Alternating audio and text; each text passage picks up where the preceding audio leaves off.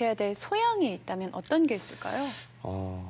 제 생각에는 관세사가 많은 기업들의 정보를 갖고 있습니다. 수출입하는 물품들에 대해서 관세가 그것들을 진단을 하고 분석을 하고 컨설팅을 해주기 때문에 기업들의 어떤 정보나 기술, 물품에 대한 정보. 아까 제가 코드 말씀을 드렸지 않습니까? 그러면 신기술, 새로운 물품이 나오면 이건 어디에 코드에 분류돼야 돼? 라는 거를 저희 관세사가 해주거든요. 그러면 그 물품이 기술이 뭐고 어떤 기능을 하고를 저희가 알아야 되겠죠.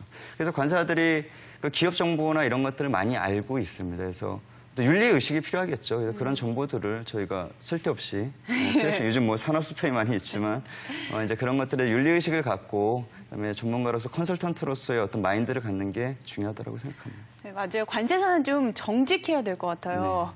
네. 윤리의식도 필요하고. 네.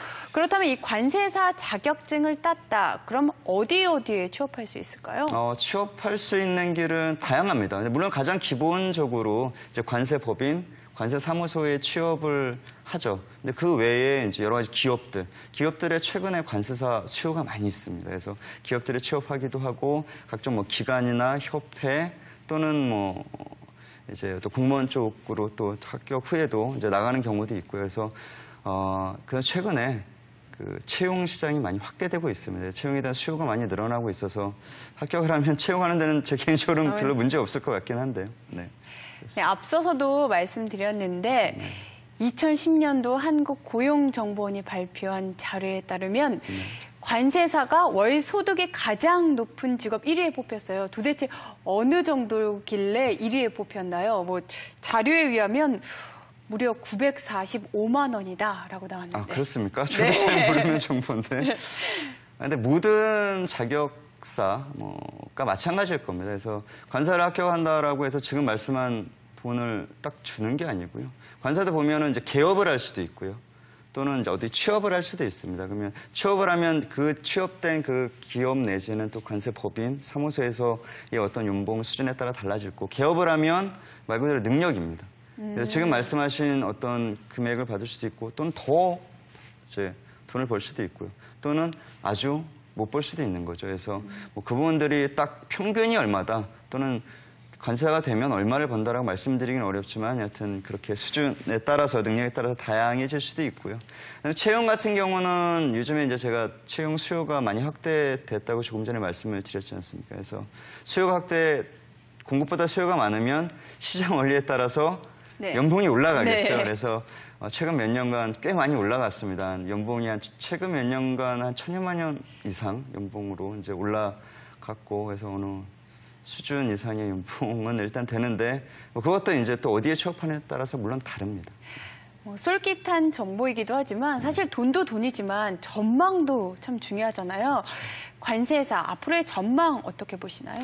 그래서 예전에 제가 관세사 고전적으로 전통적으로 통관 절차를 대리하는 업무에서 최근 몇 년간 FTA 여러 가지 시스템에 대한 구축, 컨설팅, 자문, 교육 말씀을 드렸는데 향후 십수년간 계속 이런 환경의 변화, 무역 환경의 변화가 생기고 그에 따라 관세가 철폐되느냐 문제와 관계없이 관세사가 자문을 해가지고 컨설팅을 해줘야 될 영역은 확대되고 있다라고 보고 있습니다. 그래서 분명히 이렇게 확대가 될 거고요.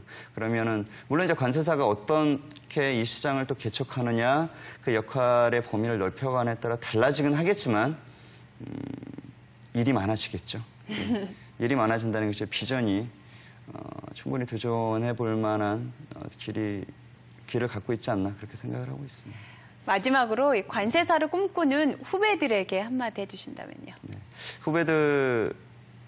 후배들에게 한 말씀 드리자면, 관세사가 아까 이제 연봉 말씀을 하셨는데 관세사 자격을 취득한다라고 해서 다 그렇게 돈을 주는 것도 아니고요. 그다음에 공부할 게 정말 많다라고 말씀을 드렸습니다. 그래서 관세사뿐 아니라 물론 변호사나 회계사, 세무사, 의사, 전문 자격사들이 요즘에 무한 경쟁 시대지 않습니까? 크게 성공하는 데도 있고 또는 망해 나가는 데도 있고, 관세사도 마찬가지입니다. 그래서 관세사 따면 모든 게 끝나는 게 아니라 관세사 자격을 취득하면서 새롭게 시작을 해야 되는 겁니다.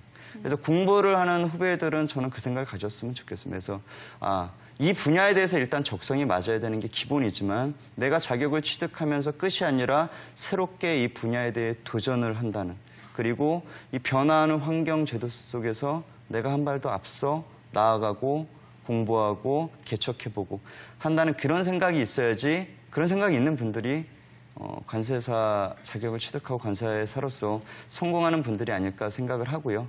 그래서 지금 이제 관사를 준비하는 분들에게 꼭 본인의 적성이 맞는지, 그리고 내가 취득까지가 아니라 취득 후에 과연 이 길을 도전해볼 열정과 의지를 갖고 있는지, 그 열정과 의지를 갖고 있다라고 하면 꼭 도전해 볼만하다라는 말씀을 드리고 싶습니다.